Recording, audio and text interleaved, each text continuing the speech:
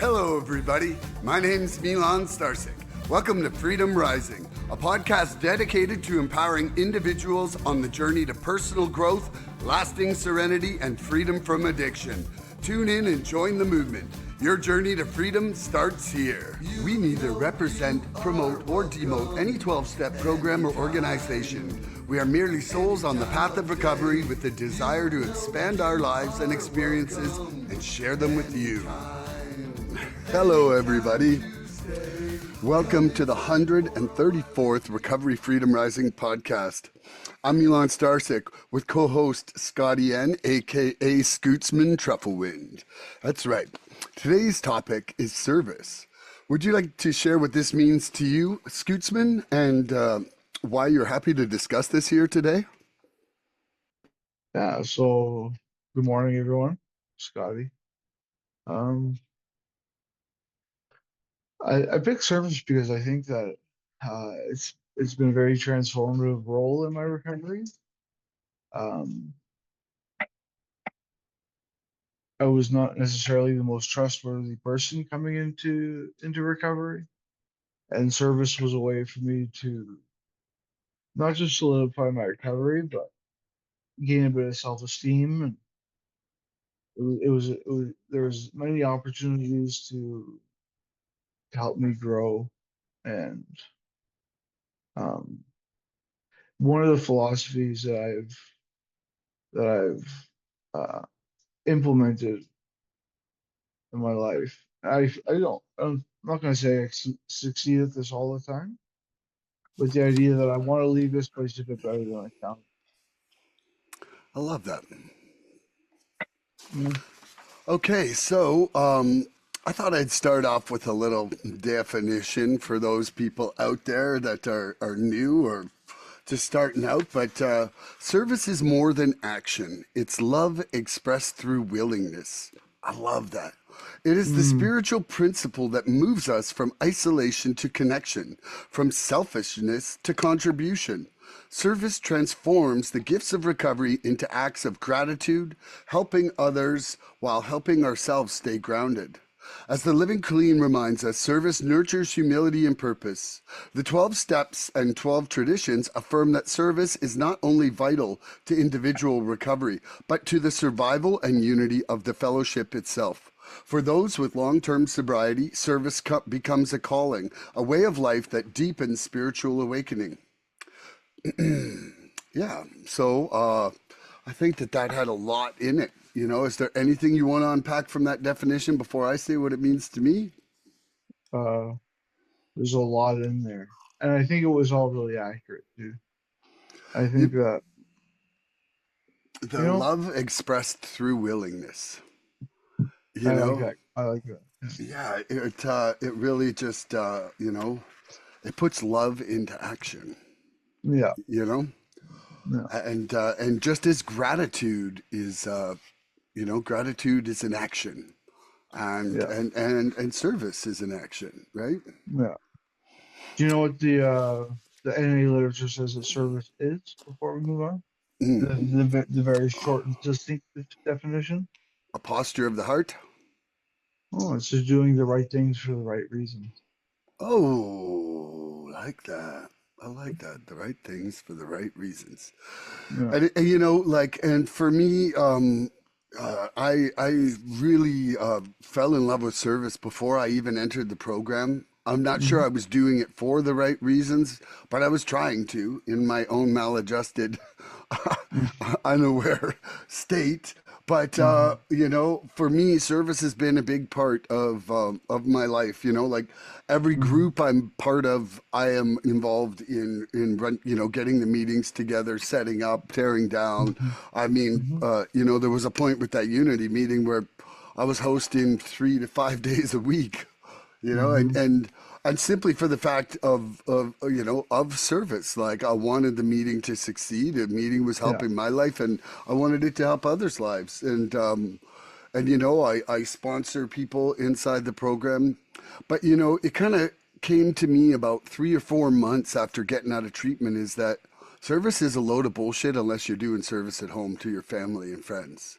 Like Yeah. service isn't like oh, I'm doing it here because it's part of my program and blah, blah, blah. Like service has to be part of who you are everywhere you go, every step you make. Universal. Yeah, absolutely. And so I'm going to roll into a question here. All And right. Mr. Trufflewind, service begins when we realize that freedom isn't meant to be kept, it's meant to be shared. How has your service changed in meaning and depth as your recovery has matured? Um, so I had a lot of free time in my recovery, or used to. I still have more than most people, but so I did quite a bit of service at different levels. Um, I think the original service I did, I was kind of uh, told to get into it. I didn't have much of a choice. It's kind of Hmm. thrust upon me. But in the beginning, so I think there would be three phases to my service career. And in the beginning, it was very much the want. Um, like I had pretty low self-worth when came into recovery. Me too. And one of my friends used to say, if you want self-esteem, do esteemable things, right? And Yeah. service was one of the first ways where I was doing something that I felt was really substantial. So, I mean, they trusted me with the keys to the door. They trusted me with the seventh. They trusted that I would show up every Saturday, that kind of thing, right? Hmm. And it had been a while since people expressed that type of trust to me. So it was, in and of itself, it was just a powerful thing. When I came into recovery this last time, I knew that service was beneficial because I had experienced it.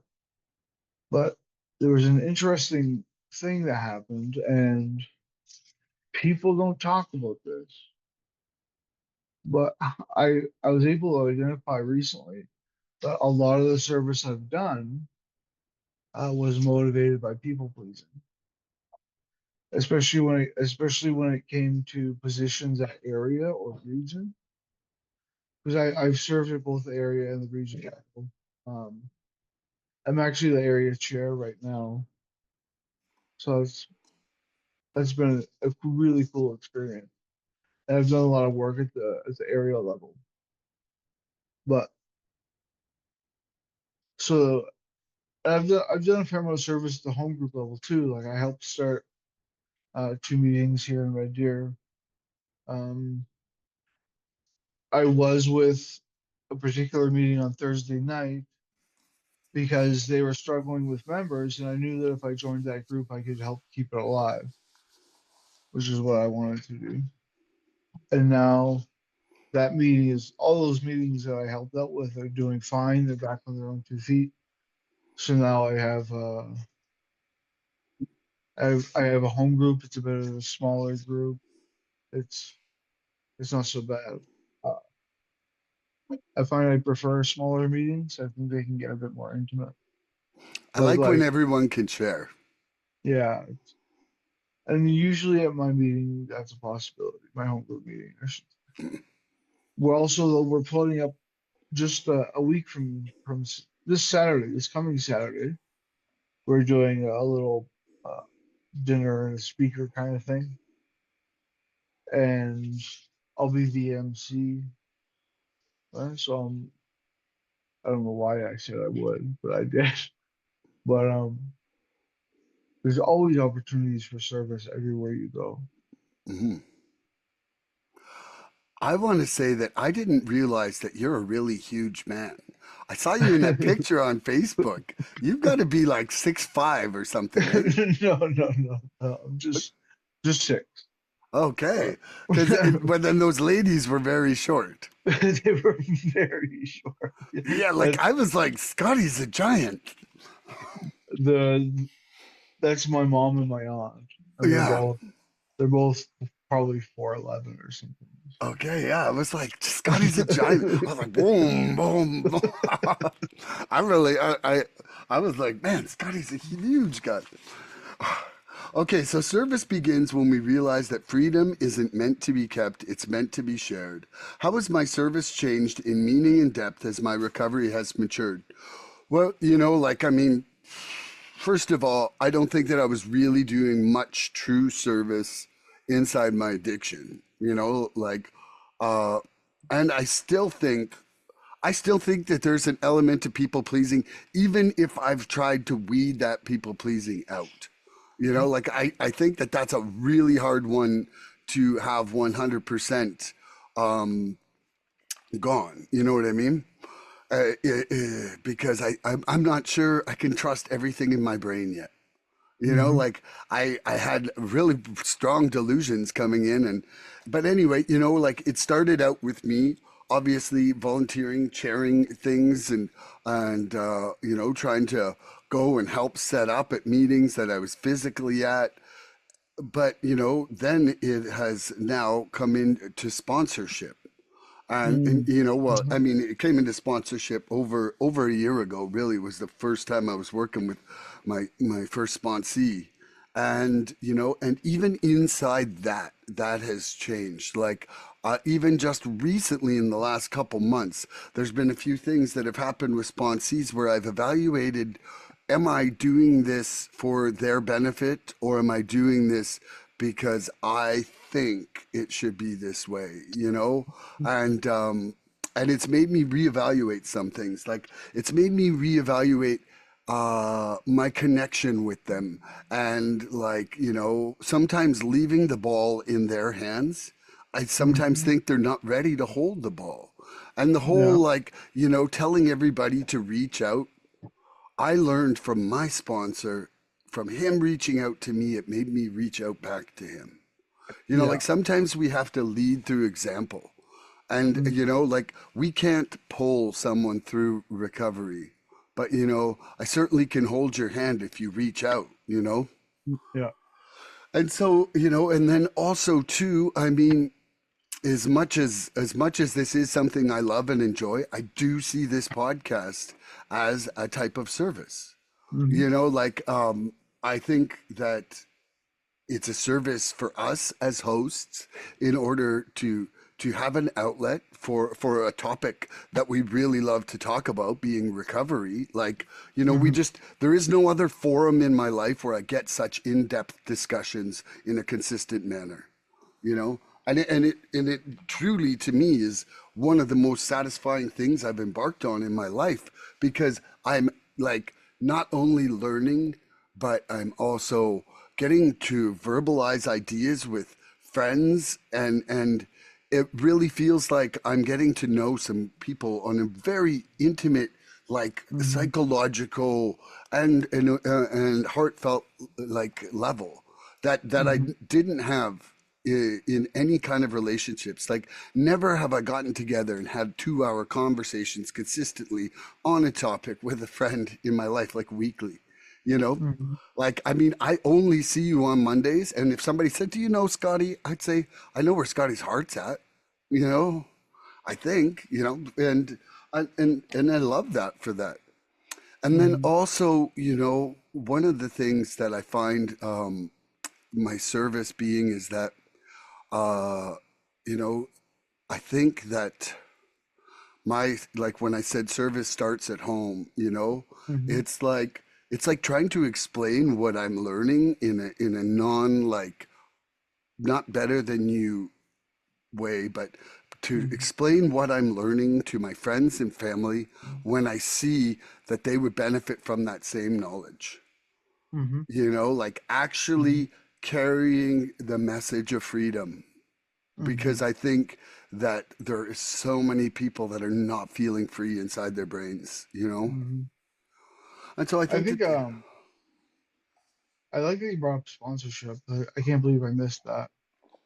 It's definitely a huge part of my recovery. I don't have a ton of sponsees, um, and we can go into more detail about sponsorship later, I guess. But it's such a powerful tool, right? I mean, our literature talks about a meeting is when two addicts get together. That's yeah, all you need for a meeting. yeah. So every Um, dose with a sponsee is one. And one thing I found, and nobody prepared me for this, it's a good thing, but nobody mentioned it. I don't know why. But I find that in doing the steps with another addict, it's like you're doing them all over again too, in Oh, a lot of ways. absolutely. And there's such huge benefits of that two-way street. Like I know it's so common for people who are coming in to feel like they're being a burden to their sponsor by reaching out. And it's like, no, no, you don't understand. That's keeping him alive. Mm, So, absolutely. And, I also think just before we go to the next question is that it just dawned on me in the first round where I was doing a set with my sponsee. I was like, without sponsorship, the book would become dead. mhm, Like we mhm, are so self centered that without the people who started it, conveying the deeper meanings of parts of it in a way that was livable and actionable in your life. Like mhm. if I just read that book on my own coming out of addiction, I would not be where I am today. No, Having no. somebody guide me through that and showing me what I was missing and what they're really trying to say at this point. And, like there is just parts where, if I was my own sponsor, which I was for 2 months. For 2 months, I didn't have a sponsor. And I I've had a I've fool for a sponsor. I've done that before too. It's I And, don't and, and recommend. it's, I and don't recommend. it's like swimming in a stagnant toilet bowl. Yeah. Like it's just like needs a flush, man. It's like, yeah, man. It's like, hey, Scott, do you think this is a good idea? Yes, Scott, I do think it is a good idea. Good And one, Scotty. there's no middle ground there. Hey, Trufflewind, do Um, you like this one? so there was something I wanted to mention. I'm sure it'll come back to me though. So, Okay. Do you have any questions? oh no, I remember it now. Yeah. So one of the things that I think is very interesting is because you mentioned how it makes the book come alive. Mm, And I was talking with my wife about this the other day about wearing logos on shirts, right? mm. And there's a lot of people I know that will wear their NA swag Yeah. outside of meetings, outside of conferences. I mean, that's fair. I'm not judging or anything. Yeah. The thing that I think people need to remember though is that you may be the only basic text somebody sees. Exactly.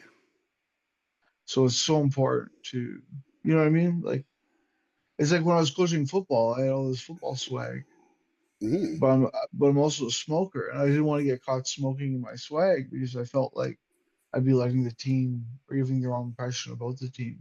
So, I love that. well, So, do you have questions for today? I got no question. And Okay. you guys are so much better at writing questions than I am. I have no idea. I'm fine with it. I always come with extra. I come with my Trufflewind ones as well. Yeah. Okay. So here we go. Second question here. At first, service helped us stay clean. Now it helps us stay connected. What does service do for your spirit today that it didn't in early recovery? Well, I think the way I would look at a question like that is with the uh, the change in attitude service has taught me, right? Like I used to be a fairly militant um, addict when it came to the traditions, right? We've talked about that before. I was a bit of an a Nazi when it came to the traditions and things like that. Um, the service has taught me a lot. It's taught me like I've it's increased my uh, self-esteem, my willingness to talk in front of groups of people. Um, thank you very much. Uh, it's done a lot. Like there's so much. I've never regretted any service that I've done. Right. Yep. Even the stuff that may or may not have panned out. Um, so it's kind of like I don't know, like like it taught me how to be selfless. It taught me how to treat others with respect. Taught me how to treat myself with respect. It taught me a whole lot of things, and I think the biggest difference uh, is it taught me how to be myself around people, if that makes sense. Yep. Woohoo! Yeah. Do it. Put a little bit on the beard. Um, at first, service helped us stay clean. Now helps us stay connected. What does service do for your spirit today that it didn't in early recovery? Well, for me, I'm really, I was just mentioning to you before that we got into the podcast about the two-way prayer. And I feel that with the two-way prayer, right, it's kind of like literally finding a better way to connect for the guidance that I'm looking for from my higher power in how to not be living in self-will. And so, I feel that one of the messages I heard most over and over at that conference was about service. Like it was about, hey, this has saved your life. What are you doing to give back to what has saved your life? Like, Mm, are you really saying thank you in your actions? And like we had just said about gratitude being an action. Oh, that one almost went down. But as gratitude being an action, like, am I actually giving back? Even, I think it was kind of like the head of the World AA came out at the end, and like he's like he's an alcoholic. Like he wasn't like the head of AA is like some just corporate guy they hired. He's like every no, single thing I have is due to this program. Like yeah, I like every single day since this point of my freedom is due to this. So he's like, if I go to this meeting and I do this, and anyway, he adds it up and he's like, is 3% of my life enough? Like he's putting the mm, number to it, and he's like, because the people out there still need us. yeah, The people out there still need us. And is it okay to just show up to a meeting once a week and give a share and be like crusader in that share? And, oh, look at me, I thought about stuff. Meanwhile, there's people a block from you dying and you've never even put out your hand to them, you know? no, And no, so, for me, I think that I'm trying right now, and with a few different people in my life, where I'm actually having the hard conversations. Like I'm like, are you okay? Are you okay? mm, Because I remember watching myself inside one of my DOC addictions. I was turning green, I was getting skinny, I was looking gross. mm, Not one person asked me if I was okay. Not yeah, one. yeah, Like everybody would have happily, silently talked behind my back and let me die. yeah, And not that it was their responsibility. I'm not saying that. But I'm just saying that nobody checked in. Nobody checked in. And not saying that would have changed my life, but I just realized that, like if you are feeling lonely and your drugs are isolating you, the odds of somebody reaching out and thinking that you're going to be receptive to it is probably pretty low, you yeah. know? And so So, one mm, thing, and I've seen it happen. yeah, Um, but I think that as members that have a bit of time in, it's our it's part of our job at meetings is to help people feel included. that's right. Inclusivity, big time. Inclusivity. It's a very big part of this book. That Um, statistically, we have one chance. Like yeah, statistically, an addict or alcoholic will come to one meeting, and that will define whether they ever come back to another one. yeah, So how we make people feel inclusive. How we represent like clean living or sobriety is everything. Like Mhm. if we just like dump our trash on the counter and start bitching at a meeting, that's not recovery that people want to be attracted to. No. You know, it's important to see how important every message we share is. Hmm. You know, Hmm. like if Hmm. you're sharing mess, you damn well better have some message with it. Yeah. Yeah. And that's kind of like I don't know if you've ever had the opportunity to share your story, uh, like at a convention or anything like that, be a speaker. And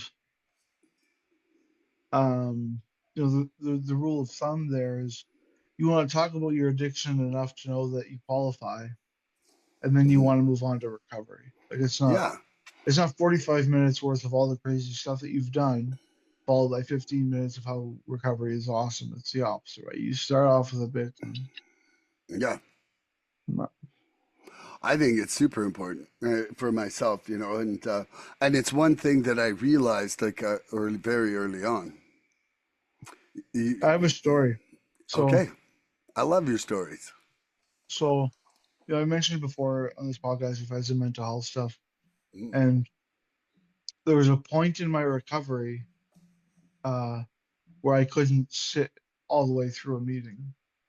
It just got too difficult, and so I started, maybe once a week, depending on the meeting, I would get up and I'd leave and I'd go drive somewhere, drive home, or do whatever. Only one person ever came out after me to ask if I was okay. And everybody in that room knew what was going on. Right? Yeah, But one that's person, exactly what I was saying. and we're still friends today. Hmm. So it's like, but now moving forward, because I learned from that experience, um, that when I see someone, and I don't do it, I haven't done it lately, but I have done it before, where if someone's uncomfortable and they're visibly uncomfortable and they leave the room, to go after them, Hmm. see what's up. Yeah, They probably have a burning desire that they're afraid to share about. So yeah, they're embarrassed to share how they're feeling. yeah. You know, because I know that there's times where in my brain it's like they don't want to hear that. They don't really Hmm. want to hear that. They don't. Nobody's gonna like me if they hear this share. You know, that Hmm. weird shit. I'm still like we're getting close to the step 4 for this step working group I'm in, and I'm going to be doing it on my beliefs. But it was I still got that line written down, like the 5 things, like you would like me if, or I would be Hmm. likable if. Yeah, Yeah, I'm looking forward to that. Okay, I got another question for you. Are you ready there, sausage chomping scootsman? I am. Yes. Okay, true service asks us to show up, not for attention, but from alignment with spiritual principles. How do you keep Hmm. your motives in check when taking on new service roles? Hmm.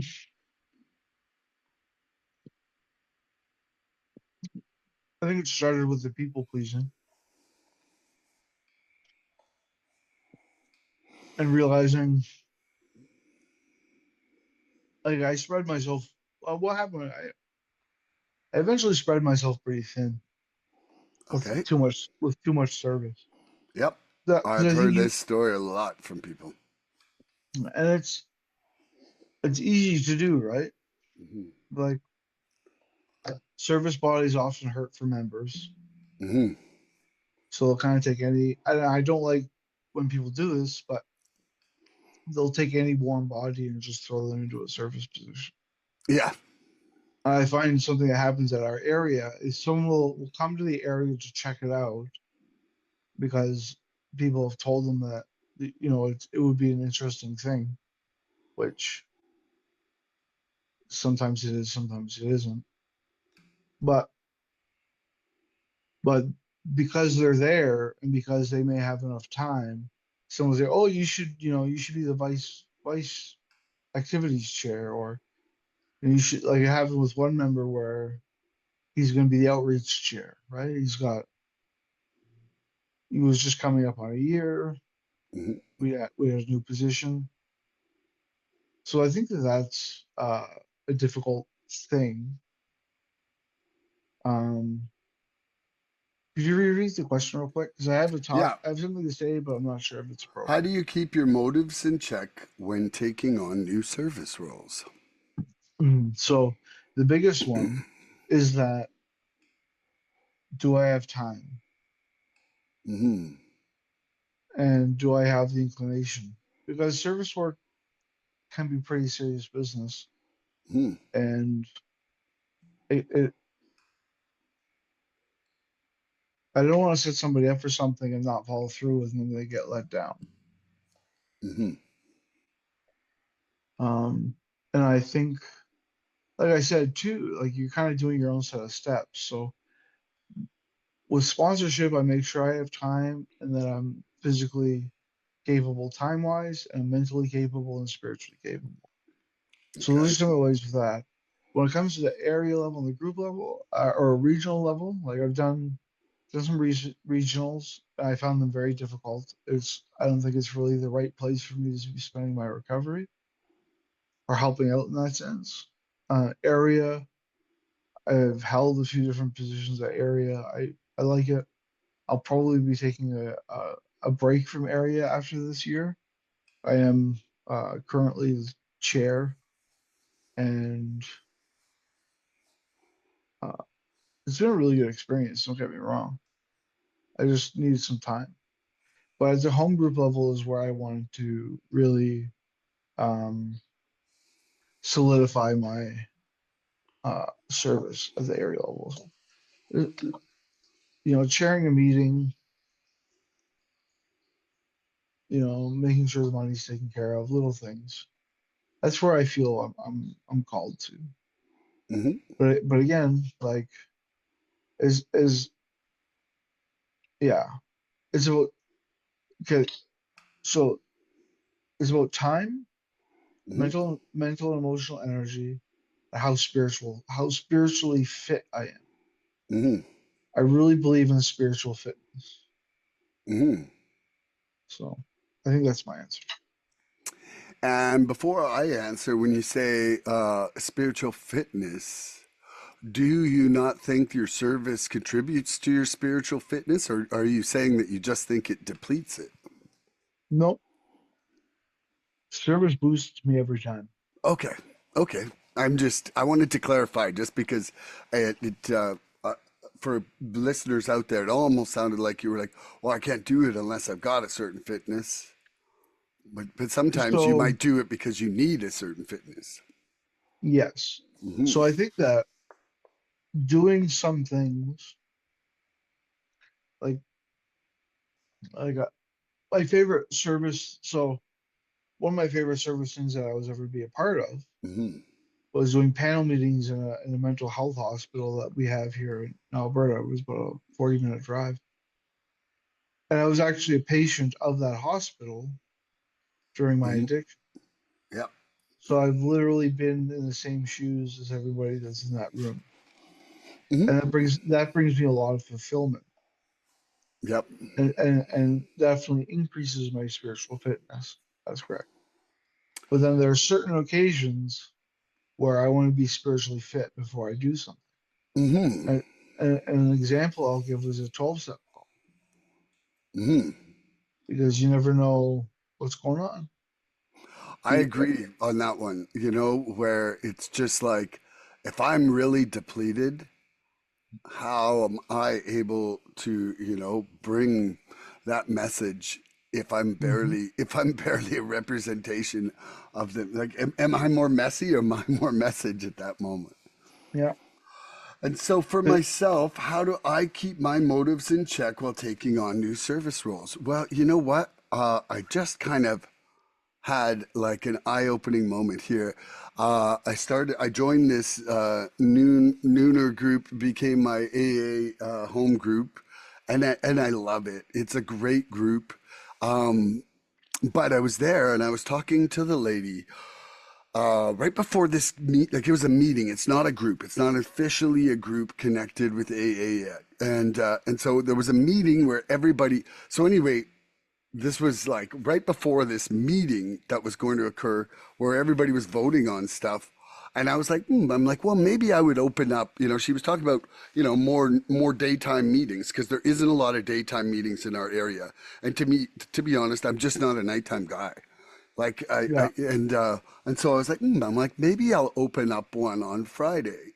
Like do do it 2 days after this Wednesday one, and then we had the meeting, and there was just a pile of people were coming in with some real fundamental changes to this Wednesday meeting, and wanting to vote on it right away, and not being very nice to this lady who had done everything for this meeting. And what happened for me was I was like, fuck that, I ain't starting this damn meeting. I'm like, fuck that. I was like, that meeting itself turned me off starting the other meeting. And then when I look at it now, I'm like, well, what was the motive? And the motive was to have exactly what I want, not to be of service, and Hmm. and I still haven't really come to uh, come to peace with whether I want to start that meeting or not. Because if I'm just starting it for me, and like I really, I really don't want to be trapped in a meeting where people who barely come are controlling it. Like, Hmm. like it just feels to me like I'm like that's you know like part of the magic of a meeting is that they're autonomous and that people get to set up different ways of doing the meeting, readings in the meeting, what you're doing, Hmm. how the shares are. And like, I don't want every meeting to be like every other meeting. I like that variety. I like the change in literature that gets read. I like the Hmm. and and sometimes I feel like some people they like the like homogeneousness across all the meetings, and I'm like, but then it's just not special anymore. Like. Hmm. And so anyway, but so for me, it's just like, when I saw, when I made up that question there with the motives in check, I'm like, my motives were not pure in that circumstance. It wasn't just an act of service. It was an act of self-service, or, you know, an act of service to my own recovery, but still wasn't the correct motive, I would say, at all. Yeah, I think I see where you're coming from because I've started a meeting and it was a long drawn out process. And we did it. We actually had a rule that you had to, before you could vote, you had to come to your second business meeting because we had people coming in that were doing that and trying to rigmarole things Yeah, because people don't like change. yeah, Like we were reading the clarity statement, and we had a guy come in saying that goes against our traditions, and we had like a 30-minute argument about it. Um,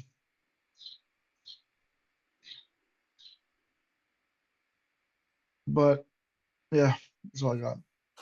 okay, I got another question. You ready? Nice. I am. We serve not because we're better, but because we remember what it felt like to be lost.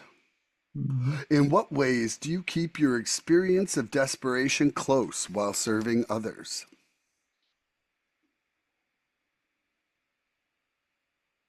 So I remember I dealt with a lot of psychosis in early youth, or in Mm, the end of my youth, I mean, and into my recovery. So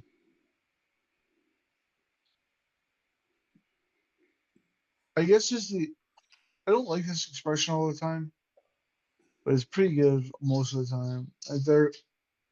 There, but for the grace of God, there go I. Right? mm, And so there's times when you see somebody and you know they're hurting, yeah. and it's like the difference between me and them is pretty thin, right? Hmm. Because my DOC is always an arm's length away, right? Every corner. No. And and so for me, it's about remembering what it was like at the end. Um, like even as it applies to my life today, um, my wife and I are on a diet to manage our health. It's not like a fad diet or anything. It's legit.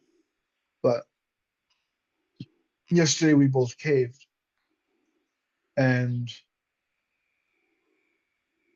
I'm still sick to my stomach off of what I ate yesterday. Because it's that profound negative effects.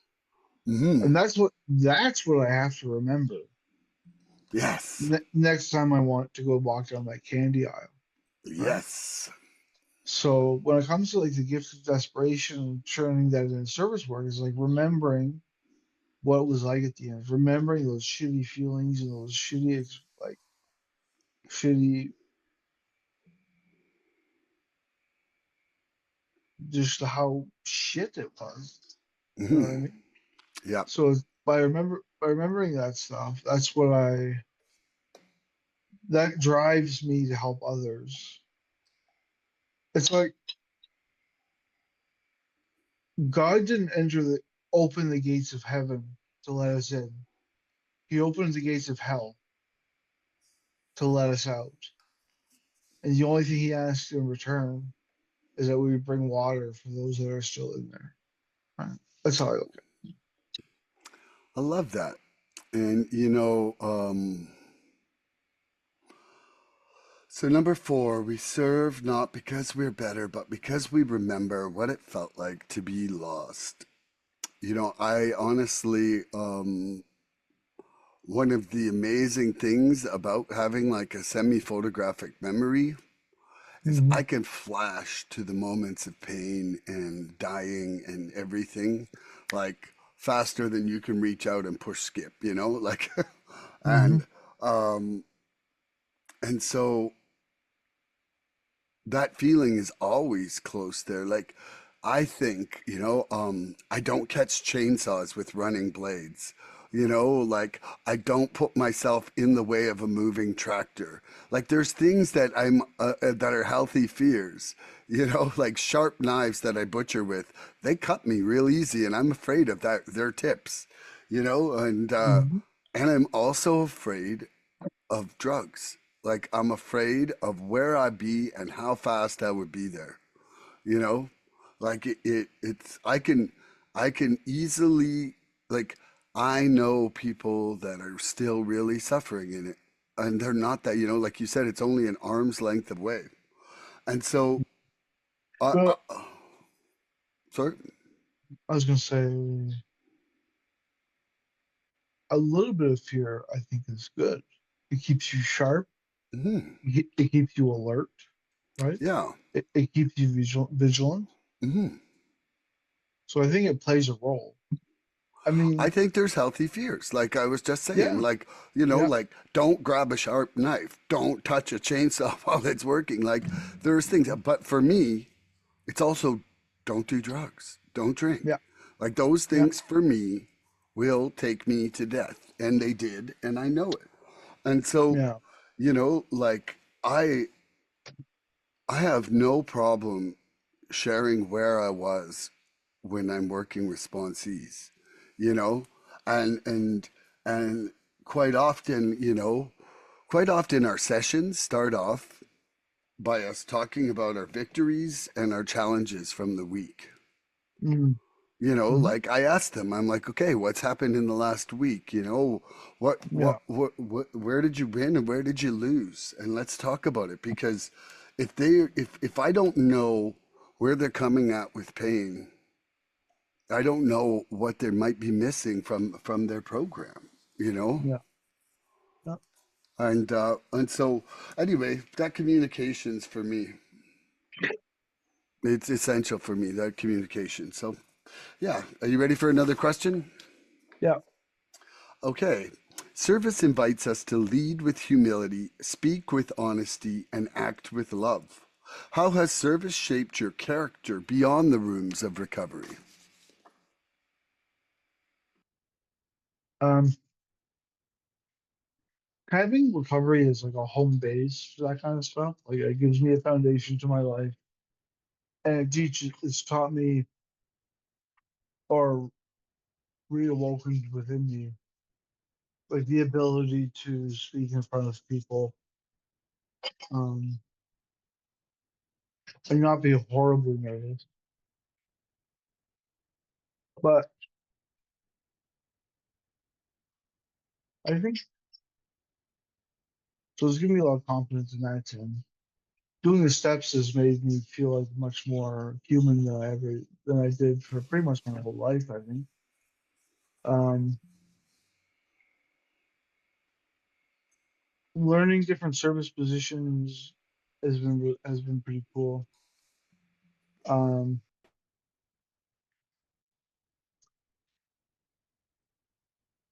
I think it's taught me how to care about other people better. I don't know. What do you think? Your music. How has service shaped my character beyond the rooms of recovery? You know, one of the things that I see for sure is that it got me to look at, am I people pleasing? Am I like, what is like, or am I like Your motive. bartering? Yeah, Your like, motive. am I bartering? Am I bartering future action with my act of service? You know, like, is this a UO Milan bank, or am I just being nice for nice sake? Mm, You know, hmm and my step work really pointed out to me that it was a lot of it was really transactional, and you hmm know, it was the source of a lot of expectations, which I really actually try not to have in my relationships in that same way. You know, hmm like if I'm helping you, I'm helping you. Great if you help me later, but great if you don't. Like I Yeah. have to just do it with like and let go of the rope. You know, service and end of the rope, let go of the rope, surrender that to whatever it is. You know, Yeah. and so you know, the service really has brought me into more selflessness and more love in my Yeah. relationships. And also, though, what was one of the things I found out about my part in things was I had a lack of acceptance and intolerance for other people not having the same level of cooperation service, whatever you want to call it hmm when it's not genuine. But Yeah. either way, it's like if you weren't even to me, I resented you for it because hmm then I felt like I was just like I would label you a taker, me a giver. So I was great, you weren't, hmm and I would make a judgment on you for that. So hmm you know, it's really starting to shape my character in a much better way. Here's the thing. Yep. So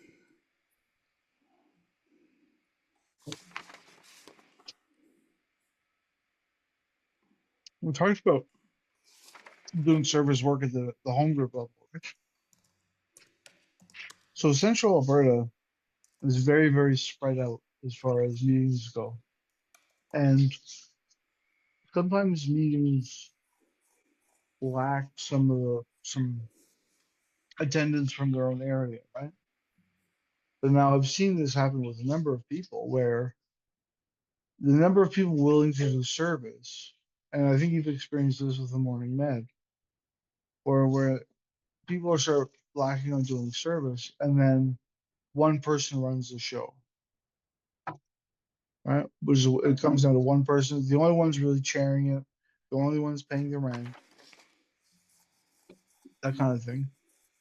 And yet I had people Um, giving me shit all the time who never checked. They're like, "You're doing this wrong. You're doing that wrong." And I was like, "Okay." yeah, man. It's but when we're in those situations, because I've seen it with one of my sponsees where he wanted to help very badly. And eventually what he did was he burnt out and he relapsed because it's just too much pressure. And Mhm. and people don't realize it's like you just said, right? Like he's doing his best to patch things together with, paper clips, and someone comes in and says, "You're doing it wrong." It's just like, well, that would have been nice, 2 months ago when we could have used another fair person Hmm. for the last 2 months. I think that's kind of an interesting take on things. Non-constructive criticism is just criticism. Yep. And and it can be very damaging to unity, and it can be very damaging to someone's self-esteem who's trying to build self-esteem in early recovery. You have Yeah. to watch what you say. Someone in early recovery is very similar to a child in that they can be very impressionable by words and very hurt by words. Yeah. You know, yeah, okay. So when we serve, we don't just carry the message, we become part of the message. Hmm. Now, Scootsman, how has being of service changed your understanding of what the message really is, Mr. Truffleland? Hmm. I really believe that the message is the message that was outlined in the basic text. Any addict, addict, or any addict in fine recovery, stop using and lose the desire to use. I think that's right. So I, for those of you who don't know, when we take certain milestones in recovery, we get coins or chips, Fobs, all kinds of stuff. fobs. Anyway, so on the NA coin, it has it'll have how long it's been. It'll have the NA symbol. It's got the Serenity Prayer on one side. On the one side, it has something written, and this is always, well, always, but when I read this the first time, it planted something in me, and it's very simply, it says, "No addict seeking recovery need ever die." Mm-hmm. That is on a chip that we give to somebody celebrating clean time. Mm-hmm. That's really interesting to me, and I think that is the truest message we can give, is that you don't have to die from this disease. Right? That go up to that person who got that chip after the meeting, be like, "How did you do it?" And that opening that dialogue between, is key. That's what I always think about that. About how. You know, I 100% agree with that. How has being, oh no, just wait, where are we? What question are we on? Okay, yeah. Well, how has being of service changed my understanding of what the message really is? You know, it's helping people, like helping people and being part of that circle in this program, right? It it showed me a true way out of the selfish, like self-centered thinking. You know, like I remember when I started in the treatment center, and they're like, you might be acting a little self-centered and selfish, and I was like, you don't know me. I'm so generous, blah, blah, blah. Like I had all these thoughts in my head of why they were a fucking asshole for saying that. Yeah. And but it was so true. Like by the time I hit, my step 4, I was like, oh God, they're so right. You know, and it's one of the things that service has really, like, when I'm working with a sponsee or even just talking to a newcomer after the meeting, those are moments that I'm not thinking about me, you Hmm. know? And Hmm. I never sought a way to not think about me ever in my life. Like there was nothing before that was like, think less about yourself. Think less about yourself, It could be your way to salvation. Like there really wasn't anything before this program that guided me in that exact same way.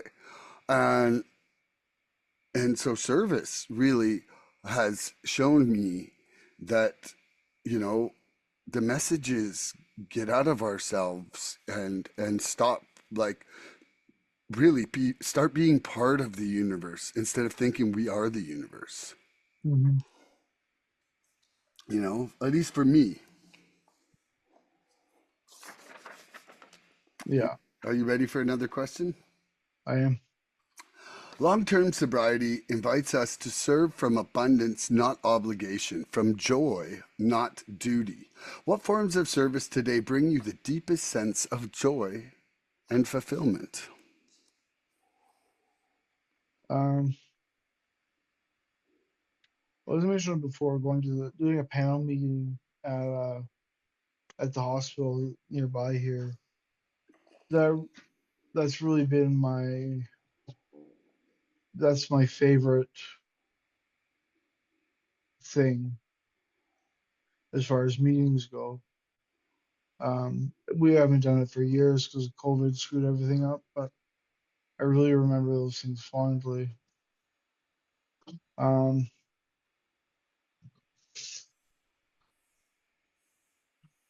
I found that the more I do service, the greater appreciation I have when somebody else does their service with me. Like we said, like talking about one addict helping another is all you need, right? But I to unpack that a little bit more is that my recovery depends on other people sharing the 12th step with me, right? So service has made me realize that um, just how important that really is, and it's done so too by showing me like I really think the area is a really important level of service because that's we're able to buy books, we're able to throw conventions, we're able to have barbecues. All that stuff exists because with our area, we're so scattered that if we try to do some of those things on the group level and not the area level, they would probably fail. So it's really neat to be able to do stuff on the area level. Um,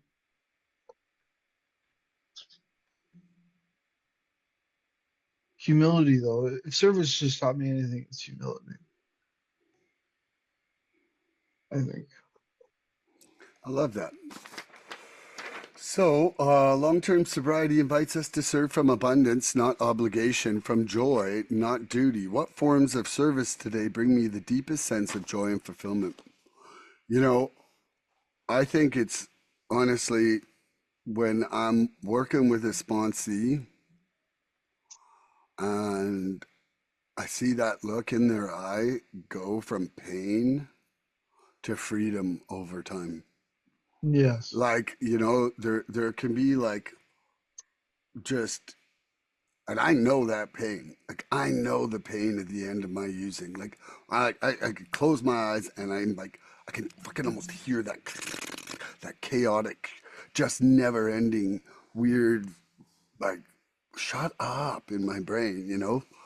And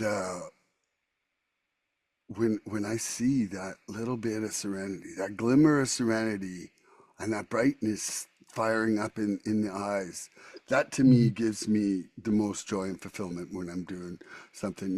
Like it's just like I feel like I'm actually making a positive difference in someone's life, and not like like I can do other acts of service that don't feel like they're saving lives, but sometimes sponsorship does feel like you're saving lives. Mhm. Like it really is. Like if I go and shovel someone's driveway, odds are they weren't going to die from snow in their driveway. But if I help someone shovel the snow in their mind, it can save their life, you know? Mhm. Okie Mhm. dokie. Are you ready for another one? I am. Yeah. Spiritual service teaches us to give without expectation and love without condition. How do you guard your heart against resentment when your service feels unnoticed or unappreciated? Ooh, Well, that's a good question. yeah. A little tickling of that underside of the dark side of service. Well, I think part of it is your motives. So going in to be the best at something, or going into kind of um like doing it to people please, that kind of stuff. Mm. I think I think that humility is involved as well. Because it's easy to say, like I made that slip earlier in this meeting, right? I said my Saturday meeting, my meeting, I called Mm. it. It's not my meeting. I didn't start it. I don't run the show.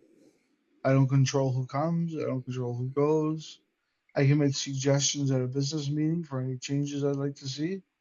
You know what I mean? So it's realizing, like you said, that like even though in my head I feel like I'm a big deal, um, largely just another person. They do call you Big Deal Trufflewind.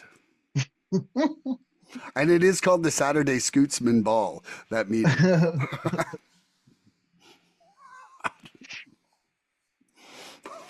I love you, man. How do I guard my heart against resentment when my service feels unnoticed or unappreciated? You know, that one,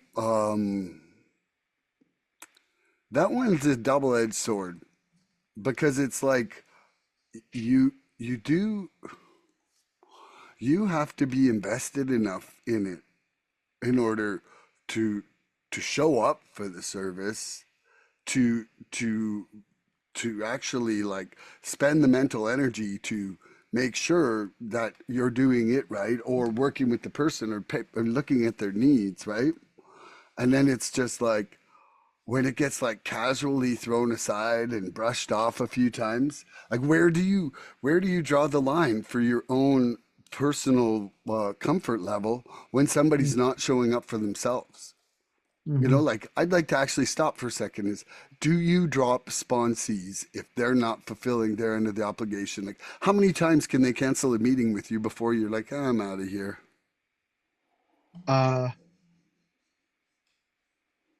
I've never fired a sponsee. Yep. They've all taken themselves out. So it's I don't mean out as in using. Okay. Um I mean like they've either moved on or ghosted me or something like that. But Okay. here's a sponsorship service. Okay. So there's a fellow in my area that's got uh I think he's got a bit of time, and he's very charismatic. He's like a natural leader type. So he gets a lot of sponsees. But we were talking about it the other day, saying how many step ones do you do with your sponsees, right? Hmm. How many step fives, and how many step 12s? Yep. And that not many people make it to step 12. I've done one step 12 with a sponsee. No. Hmm. It's though, honestly, I think the biggest stumbling step is like if you don't do your step four, you either drink or use your step five. That's a saying I've heard, and I believe it, man. It's like Mm. you have to get past that step four and five. You do. Yeah, you do. I think Like, though, when I look at it though, I've always been taught that if you're struggling with a step, you should go to your previous step. mm, So I think if you do a thorough and honest step three, yep. step four becomes less of a deal. Step five, step five becomes less of a deal. I just wanted, like, I was willing to do whatever. I was willing to face whatever demon was inside because the demon of using was so much stronger, you know? Yeah. Okay, I've got two questions left here. So, Okay. service helps us keep what we have by giving it away. It's recovery's paradox and its power. How has continued service protected you from complacency in your recovery? It keeps focus on uh the bigger picture. So when I have commitments like to my home group or to area, it it gives me an avenue to escape self.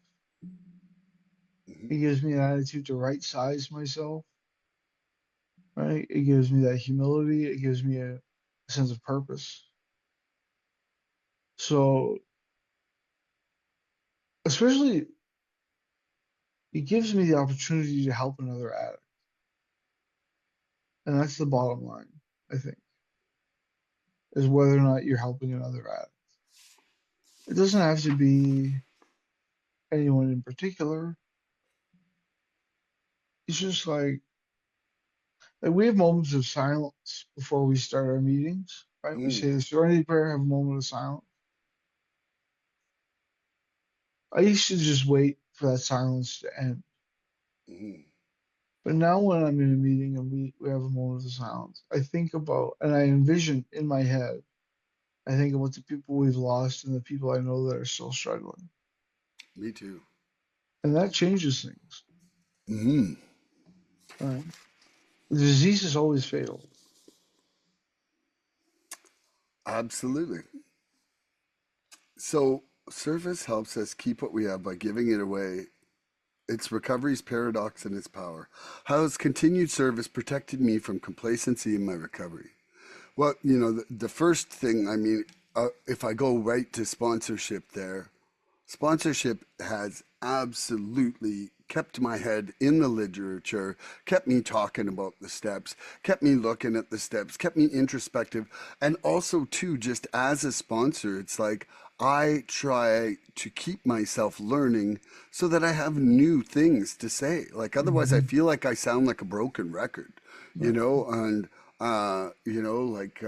I don't want to repeat one liners that just aren't valid to my current life situation or struggles.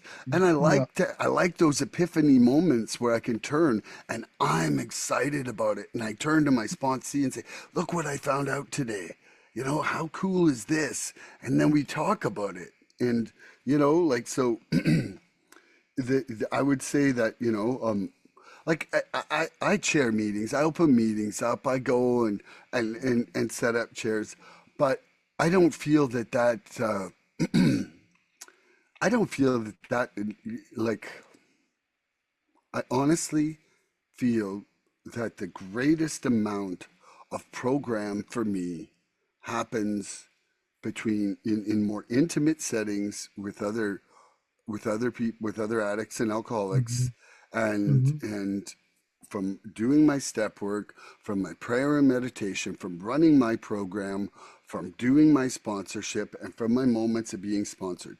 Those to me are the most valuable, uh, connecting me with my higher power moments. Yeah. Meetings are great for sharing the message, for developing a community, and for connecting with newcomers, really. Hmm. But to me, the real power in my program comes from me working it, Hmm. and so part of my service is to myself by being vigilant on that. Hmm. Okay, Freedom, last question. And by the way, have I mentioned how much I love you? I think embarrassing, but I love you, Milan. Freedom rises not just in being served, but in discovering we are useful, needed, and, and capable of giving back. What have you learned about yourself through long term acts of service?